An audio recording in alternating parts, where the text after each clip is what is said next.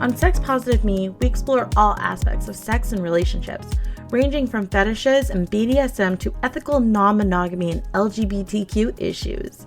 Sex Positive Me destigmatizes sexual practices and relationships while reconciling reality with myth and misconceptions. Our goal is to educate, entertain, and be advocates of sexual freedom. And now here's your hosts, Angelique and John Luna.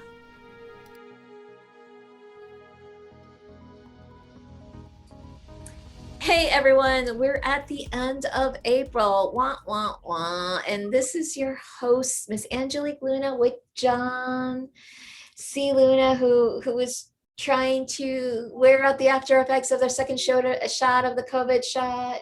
Well, it didn't help that you tried to film me when I had my eye patch on. Started chasing me around the house, and it's not fun to do blind.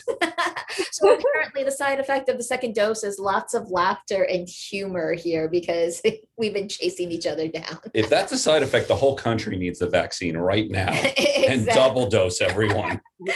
We had to because we're at the end of Sexual Assault Awareness Month and Child Abuse Awareness Month. And if you've been loyally listening, as we know you have, and you've been supporting us, as we know you have, we're at our final presentation, final guest of the month. And John's going to introduce her because I always butcher her name. Well, we have Kolee, who I love her bio. We're just going to go quick through this. $1 million mother of 5 sons. Well, God bless you for surviving the 5 sons. Entrepreneur, writer, online book publisher, also a pro wellness advocate and reparenting coach. Wow, you write, you blog, you podcast. You're doing kind of everything. Welcome. Thank you so much. Thank you. It's an honor to be here with you guys. I super appreciate you. Thank you. Yes, we actually met through PodFest. I was just on your podcast last week, and now you're on our podcast talking about your journey, going from childhood trauma to triumphant warrior. I mean, wow, a lot of people, when they hear, the bad side of survivors and how they're just in this box per se, that they're either drug addicted, alcohol, or emotionally unstable, mentally unstable, the whole 9 yards of the negative side. But you actually turned everything into a positive thing. Please talk about your journeys, so our audience members can know it's like there's hope. There absolutely is hope. And I have run the gamut from all the addiction and the emotional instability. And, that is always a thread, I would say, in my life that I have definitely used some super powerful, effective tools that have definitely helped me get to where I am today. And, every day is an evolving day. So tomorrow I will be different from who I am today, which is great. My first beginning journey of healing and becoming like my true self. I think that's probably one of the biggest horrors that any type of sexual abuse or assault takes from a person is our essence, our purity, our essence of who we really are. And it gets all convoluted and jumbled. And basically then the product is, like we said, it's an addicted shell of a human who really doesn't, we're not in touch with ourselves and our emotions. We don't have like real ability to connect with other humans, let alone ourselves. And so my journey started on finding myself basically in my 20s when I had failed. I was married and divorced by 19. Whoa, that's super young. Yeah, right. It was like, and I got with my first high school boyfriend. It was like, as soon as I just found that one person who would like me, I just glommed on and I held on for dear life. And we were married and had a kid.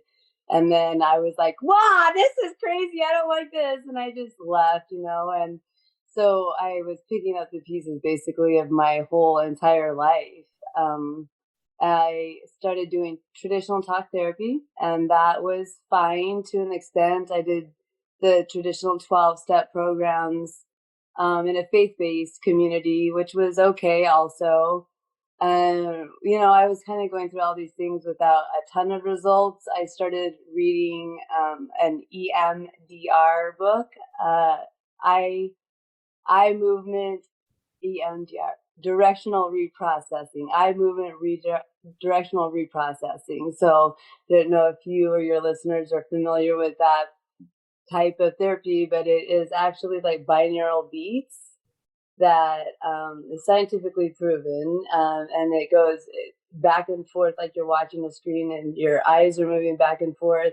You have sensory little buzzers in your hands that are going off opposite of each other, as well as like the beats that are, going back and forth. So that actually was the beginning point to where I am now, as far as reprocessing, actually rewiring my brain, my traumatized brain from childhood sexual abuse, inappropriate like sexualization early on, and then which led to violent rape and multiple just sexual assault, like being drunk at a bar or whatever, just the cumulative effects of that. I had to actually rewire that trauma, as I think we all do, and it's intricately woven into our beings. So super intense therapies have to be done to, help us actually become a whole human again. So I did that, and I just realized that I was lovable. And that was the biggest lie that I had to break, that I was a lovable person. And that sounds kind of silly to say, but it was and is, I think, one of the biggest lies that we believe as traumatized humans. We're not lovable. We don't deserve respect. We don't deserve a safe space in the world. And that is what I had to start by breaking. I had to retrain myself. So that's where it all started, and it has gone on from there. And I'll let you guys talk more if you want. You can address whatever you want, but I do have mindset practices. We mentioned I'm a reparenting coach. I have a whole course, that I jam-packed like 2 decades worth of this crazy, journey into just like a super concise, there's 30, 15-minute videos where I just talk about my daily practices and how I do maintain a lovable, independent person. Well, that's something I do see as a constant message among survivors, is obviously they feel violated down to the point where they're no longer worthy of anything, and trying to get beyond that is very, very difficult. But I'm curious, you mentioned the term reparenting. What is that? Yeah, well, I mean, it can be branded so many different ways, but it is definitely going back and giving ourselves what we didn't get originally. From the entire process to, like I mentioned, just feeling worthy of love and giving ourselves what we want other people to give us first. And for survivors, for some reason, when that isn't instilled, well, for anyone, that when that isn't installed from the very beginning, it's just virtually impossible to live a mature, responsible life, because we're always waiting for someone else to do it for us. And that doesn't happen. It doesn't happen once we become adults. That is totally up to every single person on the planet. And as children, if we didn't get that, then we just have to go back and give it to ourselves. And that means like literally buying stuff for ourselves that we want. That means going out to the movies, and that means buying yourself flowers or getting manicured. It means taking care of ourselves. It's it's pretty simple, that part. Exactly. The whole like giving yourself permission to have pleasure, Yes. whatever that pleasure may be, like you said, buying flowers, eating carbs when you're on a low carb diet, having desserts, those are things of pleasure too, not so much the physical intimacy or sexual, though, anything pleasurable. That, and that could be anything. And that's where the reprogramming we need. It's like, it's okay to have that pleasure that, oh my God, this is so delicious. Oh my God, that felt so good. And I don't know where the disconnect is, because there is not just only like with sexual assault or abuse or child abuse, but also just humans in general, because we've run into people that they don't have any trauma, but yet they feel so guilty if they enjoy some kind of pleasure. Right. Yeah. And so the reparenting is giving ourselves that. And then as we begin to do that, we can connect with others in a deeper way. It starts becoming less about pleasuring ourselves, but more of service and benefiting and being a part of a group. Until we are responsible adults, we cannot be a responsible member of a group.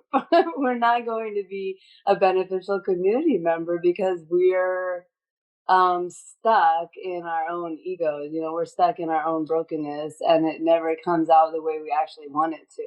So once we become able to be a part of the group, then we feel empowered, and we start to notice our strengths, and we can start playing on those. I mean, it is really the human experience of maturation, right? But we don't get that typically, because we live in a matrix that's kind of wonky at the moment. But as we all individually level up and begin doing this, we can begin having conscious families and being conscious members of the community, so that we can perpetuate this as normal. I mean, this is natural to come out as an 18-year-old who's a solid, mature, responsible adult, right? I don't know about mature, maybe responsible. Mature, we're in our 40s. Our definition of maturity is still questionable. That's right. Human brains develop until we're 26. So that's when I say people are not kids anymore. Well, I think we need to redefine what we see as an adult, because an adult doesn't mean being old and being a martyr. Exactly. Because I have many of those people in my life. Yeah, and we treat many of those as coaching clients too. So we're related to a lot of them. But it's more being responsible for yourself, but also balancing it. Yeah. Balancing the fact that you're a human being. You need things. You need pleasure. You need it. But you can get it in a way that's not hurtful. It's beneficial and not hurtful. Yeah. Yes, totally. So. Definitely. And so some of my reparenting practices that I had in the course, and I'm actually writing a book about it right now. Just mindful living simplified is what the title is. So the mindfulness, I would say, going back to the reparenting question, is basically what reparenting is. It's being mindful and conscious of what we're thinking, why we're thinking it, going back to the root of that thought, and reprocessing, reprogramming it to a beneficial service way. But I do things like, what are some of my things I do? Well, the 100% responsibility is my key motto that I live by. So response ability, and talking about maturity, we need to decipher between a big human as to a conscious or mature human. The responsibility, not everyone has responsibility, because we are immature humans a lot. So learning to be 100% response able is a practice that I most mindfully adhere to get to where I am. going back to the self-love, I'm able to respond to my needs. And when we take that 100% responsibility, we open it up to receive that 100% responsibility from others. I think survivors in particular often get hooked up with people who are not response able. And we do that in an attempt to feel more powerful, or to feel needed, or to fill that hole that we have, that when we look for someone else to fill it. So we become like magnets for people that are going to take advantage of us, basically, and not take responsibility. So when we take that 100%, then we start attracting people who are 100% responsible and mature and respectful and kind, and like the type of people we want to be with. So 100% responsibility is the big thing. I talked about being lovable and taking care of myself. Also, a big mindset shift that happened from the beginning to get to where I am now is just letting go of those preconceived and conditioned ideas. I know, like, the sex positive me whole message is letting go of the labels and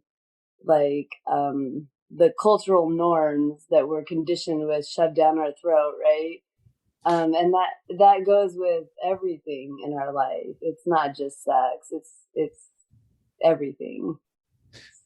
Well, I know life, at least for me, and I think our generation, is presented as a progression and almost a race. At this age, you should be here. And there's these goals of having a career and getting married and having a child and owning a house. And ready to retire. It's like there was all this, but I believe that was like more of our parents' generation, right? That they had that, and then they instilled it on us. Then the younger generation, they're just like skyrocketing in various different things, or just staying still at the starting line. It's so bizarre there. But I like that responsibility, because we say that a lot in our coaching practices, that you are responsible for your own feelings, not anybody else. You need to own that, because we see a lot of triggers with folks saying to their partners or loved ones, it's like, well, you made me feel this way. Did they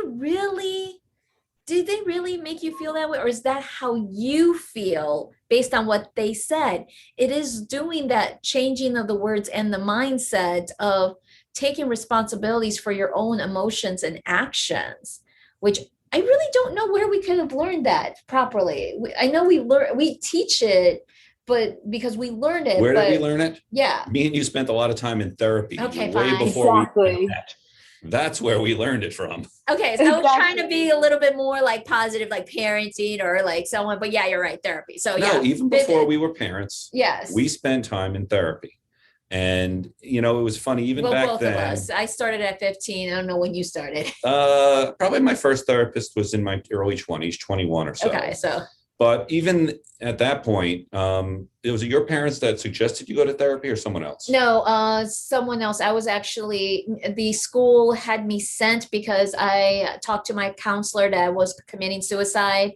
And because of the suicide attempt, I got committed a week in a mental health institute. And that was my first time in therapy. And I loved it ever since. I know I went because I used to display my anger, as many young men do, in anger.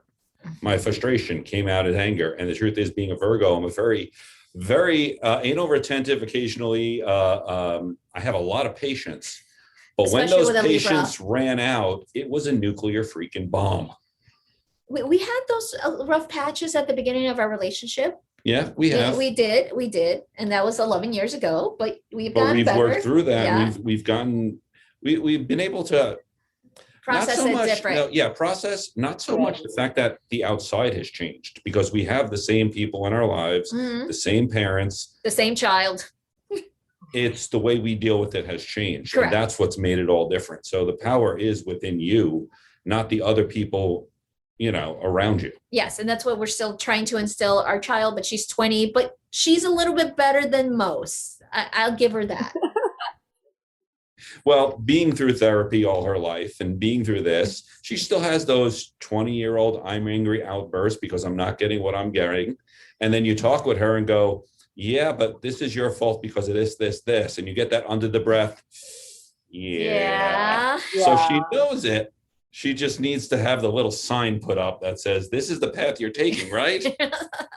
Right. But yeah, and don't we all need that? I mean, that is exactly what a parent is there for in the beginning, right?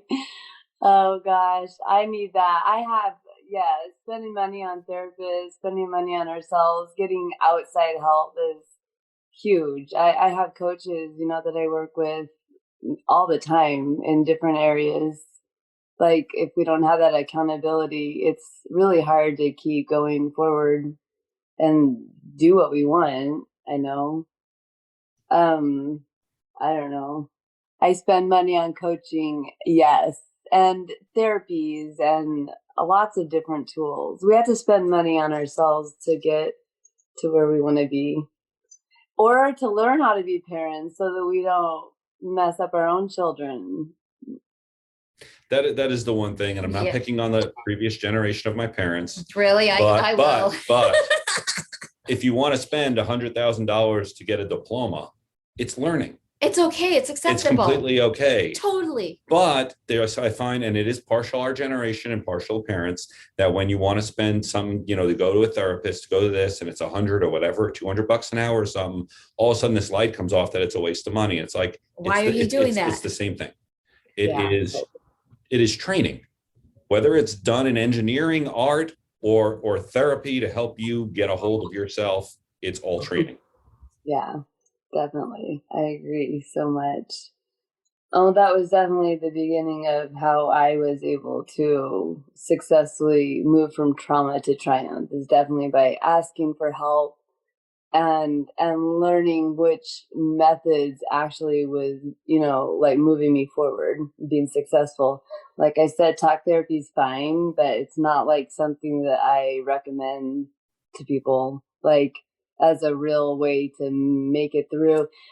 I think now with our knowledge in science and technology, I mean, rewiring cognitive behavioral therapy is super normal now, and rewiring energetically, like Reiki and I'm sure different tantra practices or however you label it, like energetic work is super important to deal with our whole self. It's not just talking about the trauma, which there is value in that for sure, sharing our stories and letting another human know what happened. But also we have to get to the core essence and rewire that stuff, or it keeps going back. And the our past generations didn't even have that. Like, that wasn't even on the grid. They might have thought it was a waste of money, because sometimes it is. There's no change happening, but now we can just really dig in there and use the tools that work for us and start somewhere, right? Because talk therapy may be the magic bullet that frees you. I don't know. It could be. You got to start somewhere, though. Well, every person's different. Every trauma is different. Right. And I do think talk therapy is a great place to start. But it's also a great place to learn what the trauma is, because you may not know it, and then figure out where to go from there, or that might be the end of it for you. It's a catalyst to healing. Yeah, that's well said. It's a great place to identify the problem, because that is what they're qualified to do, right? Yeah, and it's just one of those, but I have heard more and more people going down the route of EMDR therapy, that a few people that I personally know have been very successful in breaking through that past trauma through those modalities. And I'm like, okay, that's fantastic. Also cognitive behavior therapy too, because it is rewiring, deprogramming a lot of the things that you've learned out of flight, fight, fear, fawn. I can't remember the F. Fight or flight. No, there's 4 of them. There's fawn, flight, fear, freeze. Freeze, thank you. No, there's the 4 F's. I do remember. They're from going through some psychology training there. Those are the 4 that we have because of some kind of PTSD trauma, whether it be sexual, physical, even our soldiers coming back from war, they go through that. So it really does bother me when people say, oh, PTSD is not a real thing, they'll get over it. You don't know how the brain works or how the mind or the body all together. There has been some kind of shift in their body themselves. But Yeah. also, no, we've been trained to, put on the fake face. What's that? I see that commercial where they're holding up a happy, smiley face, a smiley depression face when they're depressed. And that is true. We're done with that. So the truth is, when someone does go out, and whether they feel better or are better, that's up to them to decide, because regardless, we're trained to put on that smiley face and say everything is okay. Yeah.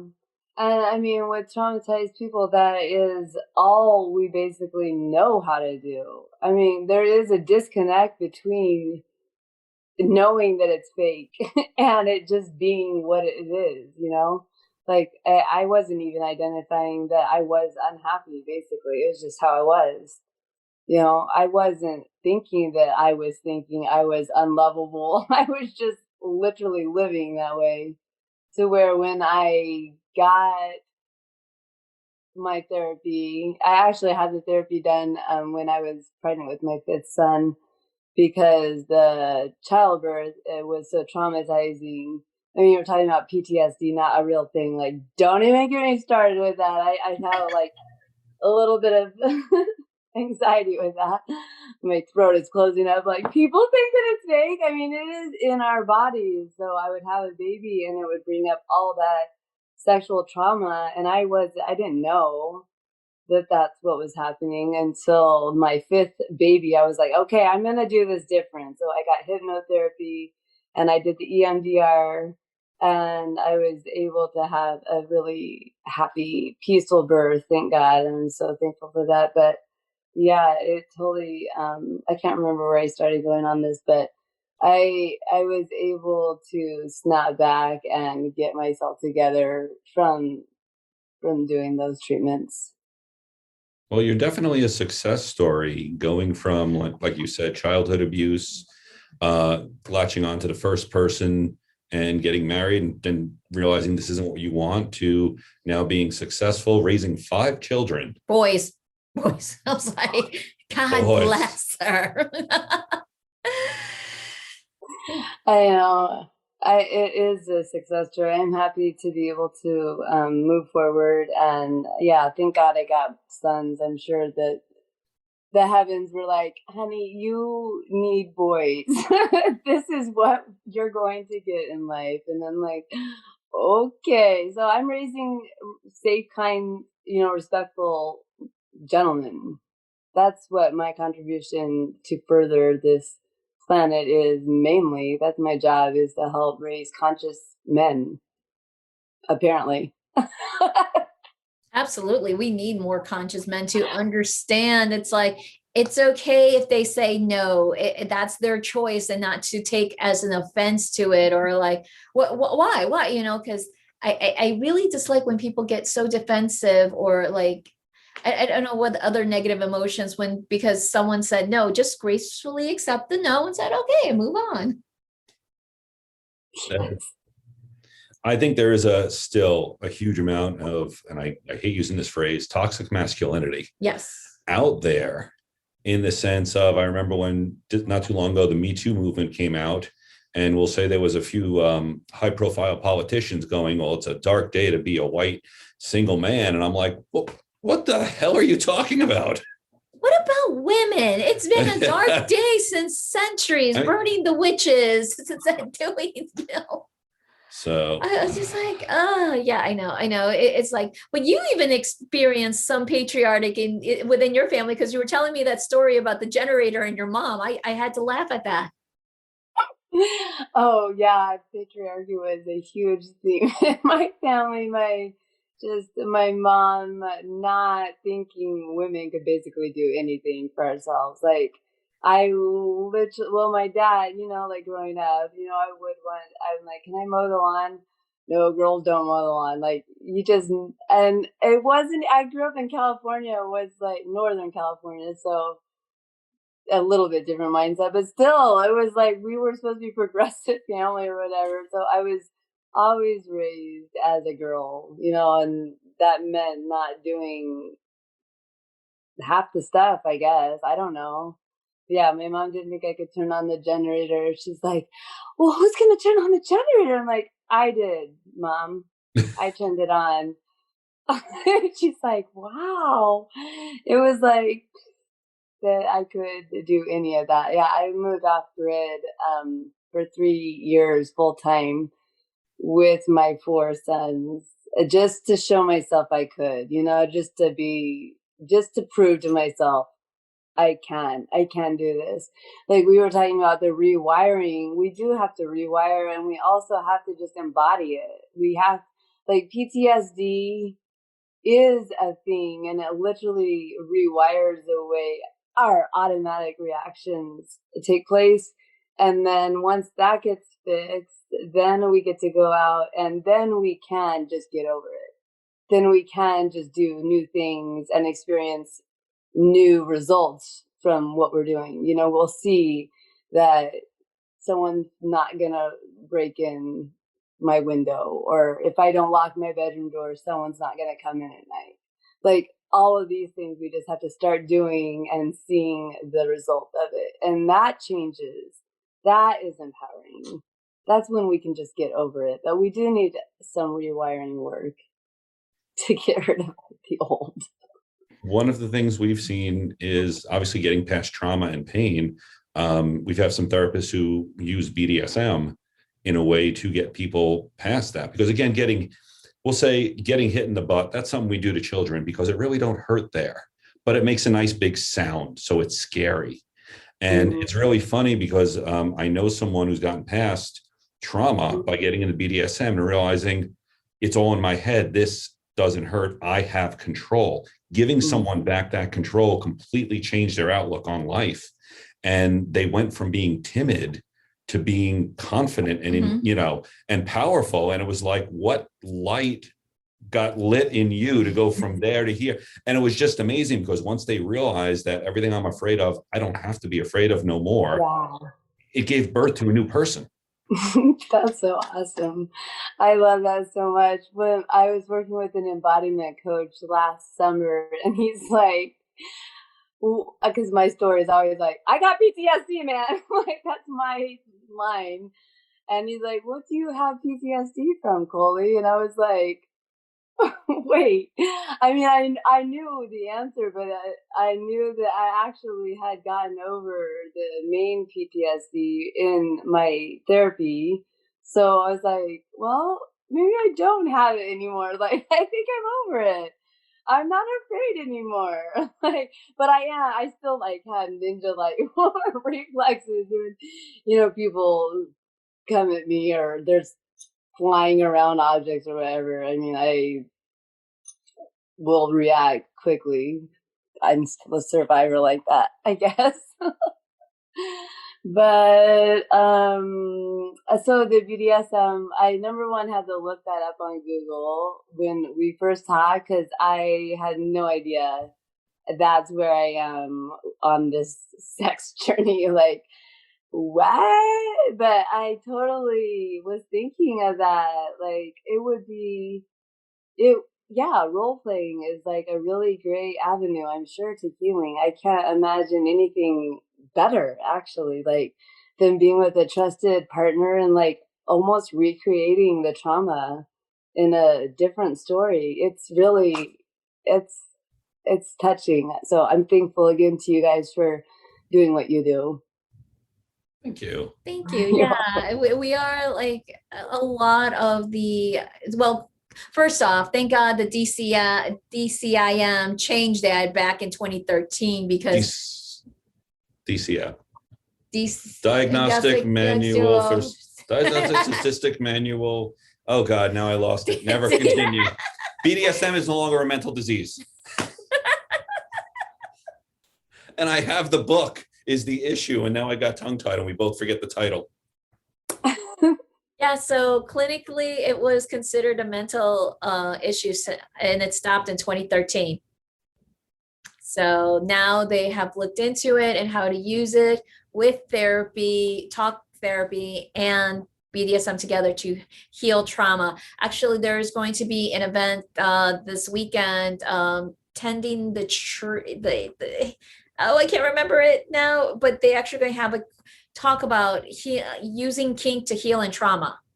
So I thought that's like pretty amazing. So yeah, it's come a long way. Well, I'm just going to say it's not for everyone. No, it's Again, not. this is no magic bullet. Right. However, Always there's seek a professional.